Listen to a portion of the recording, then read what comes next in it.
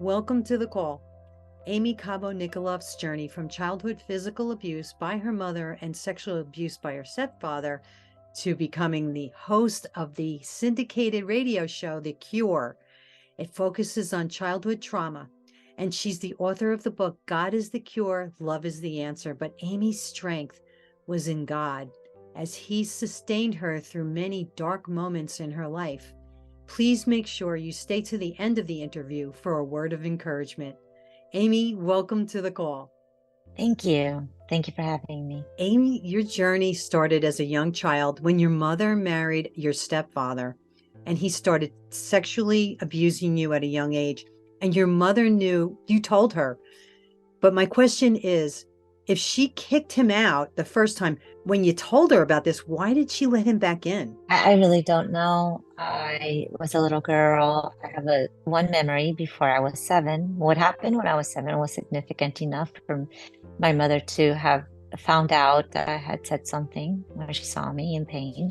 I know that they had a fight. She scruffed him up and he was back 2 days later. And I blame myself. I thought that I had caused my parents to fight and that the kids were crying, missing their father. And I just accepted it as fact that I just had to never say anything again. And so I didn't say anything again until I was 15. And that was basically because I couldn't take it anymore. I told my sister and she called the police. The kids were all removed in an instant that same night.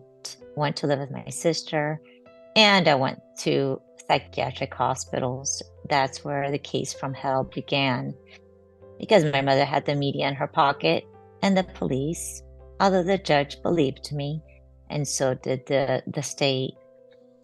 The case went about 4 years, and it was they didn't know what to believe. Two big forces, one against each other, until I tape recorded him and I proved it to the media that this indeed did happen, having him speak about details, how far along, how he was the one that virginized me, really into details. See, it couldn't be mistaken, and they knew that was his voice. From there, I was just got lost, the forgotten child, pretty much. I went to the foster system. And I went to foster homes and I got abused some more in the foster homes. And I was in bad foster homes to where they didn't know where to put me. So they put me in the Mammy Bridge for runaway teenagers, and I ran away from there. And then I ended up with dating. I got a job at the movie theater, and I started dating the manager, who then started beating on me the way that my mother would. And I went through that domestic violence and lost my first child, my first pregnancy. And as much as I felt that I didn't deserve any better and I would excuse it, I got pregnant again. And that was my saving grace. And then my mother instinct took over. And I knew that what he was capable of, and I had to protect her. And that's when I lived with my parents for a year just to have the baby. And that time is when I tape recorded him. And then I was on my own when this child turned a year old. The custody battles began. He tried to take her away from me about 3 to 4 times a year. And I was alone in the world. I had no family. I made some friends and I did some things. I went really astray into the sex trade business just to pay for my attorneys. And one time I just said, God, I can't do this anymore. I'm going to give it to you.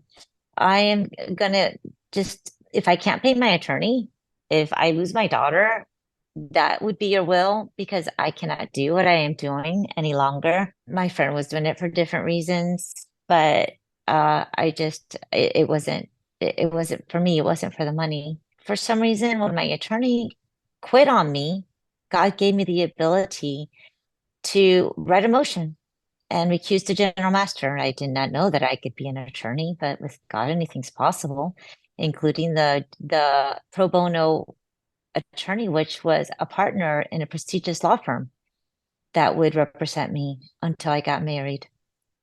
And that was the first 7 years of the custody battle. Then the next 7 years was when I got married. And that was a total of 14 years. And my husband was with me for the next 7 years.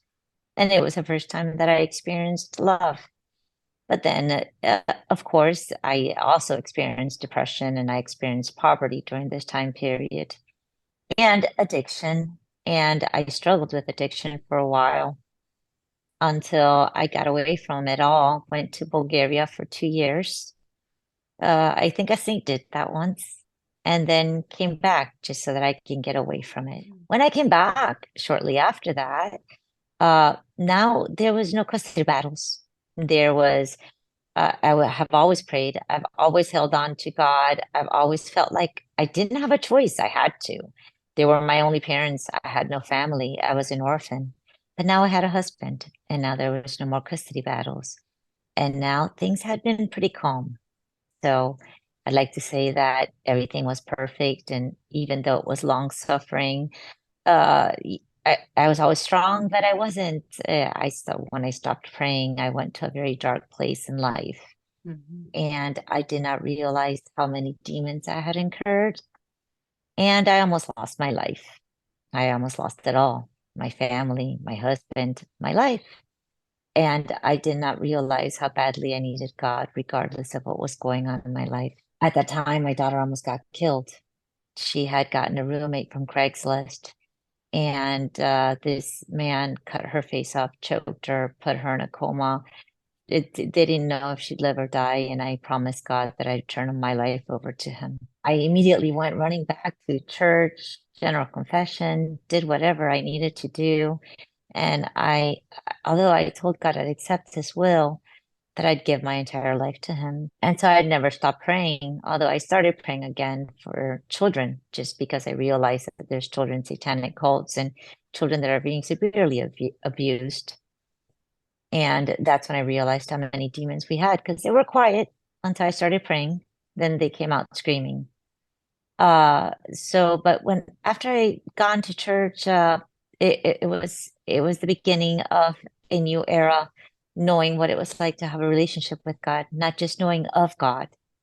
And so the first thing I did during this transformation, profound transformation, that is, was to quit my vices. I was smoking. I had a prescription for PTSD. I was vaping. I had been addicted to nicotine now for over 20 years, and I quit them both cold turkey just to get closer to God. And then I realized that I wanted to give back, that I was grateful to God for all that He's done for me. And I wanted to give back by way of my testimony to let people know that you could be abused and you can go through so many things and so many different tragedies, and it doesn't matter what you've done or where you've been, that God will still take you back, and that everybody can be redeemed and has a chance with God. Anything's possible. And I thought that my memoir would help people. And so I get interviews for this memoir. And before you know it, I went on a radio show. I had an interview 3 times and they left me on the radio show by myself. And that's how, by mistake, I became a radio host, because God has a sense of humor. I thought I could never be in front of a camera, and I thought I was never good about talking, and I never even liked writing. So what do I do now? I write every day. And I was a C average in English. It's just become my life, how I can give back and how I can help people and how I can be there for God, and that the way that He's been there for me, and help Him by way of how I can offer my services and to let Him use me in whatever which way He finds fit. So now you advocate for abused children. Can you give the audience a story of how the system has failed a child or children? It's when you're in the system, there is a higher demand than there is the capacity to take care of a child. So the child sometimes gets lost. But here's the thing, a child is abused, but the child is further victimized because people see you in a different light. People don't believe in you. People judge you. People think you're broken and that you will not make it. And you're conditioned to believe that because so many people see you in that way. Over time, you start to believe it. And then that's where you fall into the feeling bad about yourself and hating yourself and the depression until you learn about God's word and how he sees you differently and how your crosses are not curses but blessings. And he's just saving for a higher place in heaven the more you suffer. And it's the more you suffer, the more crosses you have, the more you sanctify, and that's how you follow Christ. So I learned to view the things that I've been through and the things that I go through in a different light, that everything that happens is to the glory of God, not because God doesn't love me. Mhm. It's sad that they just don't see you as a whole person when you've been abused. They just do what they have to do and they place you in a home, and as long as they've done their duty, and yeah, but I mean they do have guardian items that check up on you and they're caring, but there isn't enough guardian items for so many kids. Mhm. And the system, although they try their best, there's downfalls as well.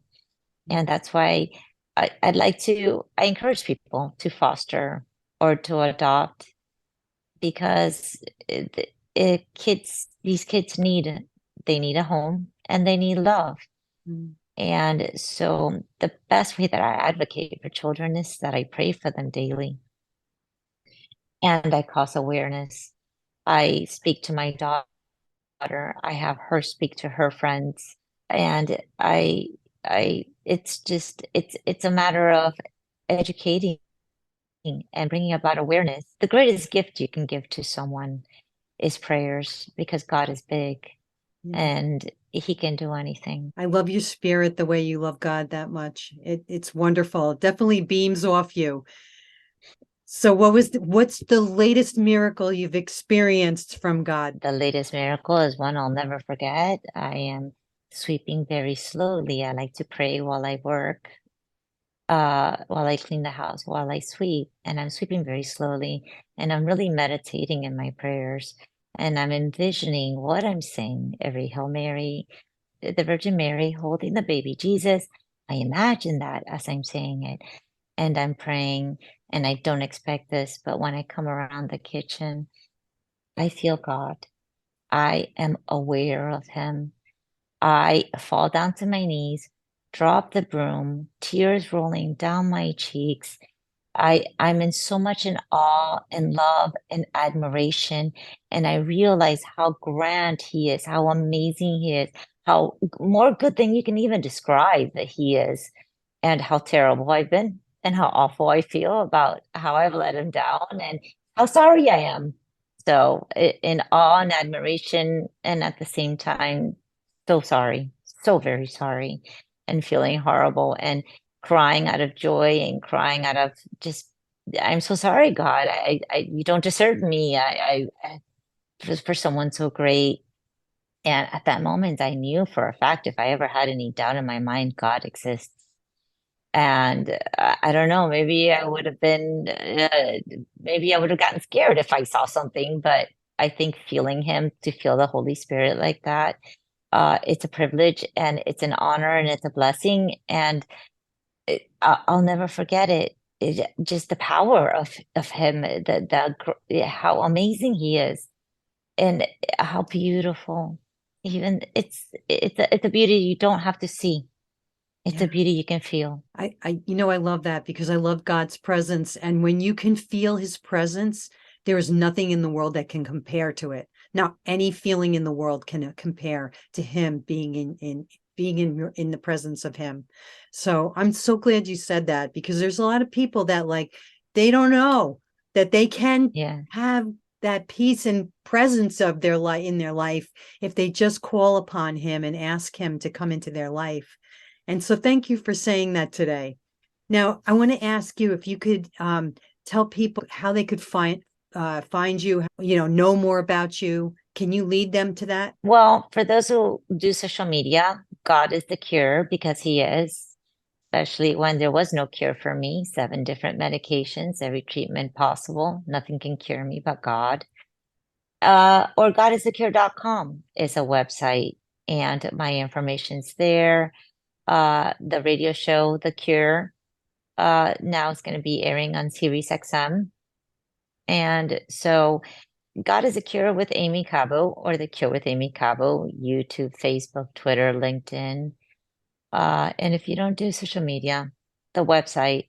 Also, we have an app, The Cure, for any smartphone. Wonderful. Well, what would you like to leave my audience with today? Don't give up. Life is full of crosses, and God is with us. And when we go through crosses, it's just one step further up in the ladder of sanctity, and God will see us through. And the more crosses that we accept with love, the holier we become and the closer we get to God. So don't ever give up hope. I mean, don't lose hope, and always keep the faith, because it's worth it. And if you only knew how amazing God is, you wouldn't even worry about anything. Just pray about everything. Thank you for watching The Call. We hope you learned more about Jesus through this video. You know, in Hebrews 11, 1-3, it says, "Now faith is confidence in what we hope for and assurance about what we do not see. This is what the ancients were commended for. By faith, we understand that the universe was formed at God's command, so that what is seen was not made out of what was visible." Do you have faith as small as a mustard seed? Well, God speaks to you every day. Are you listening to the call?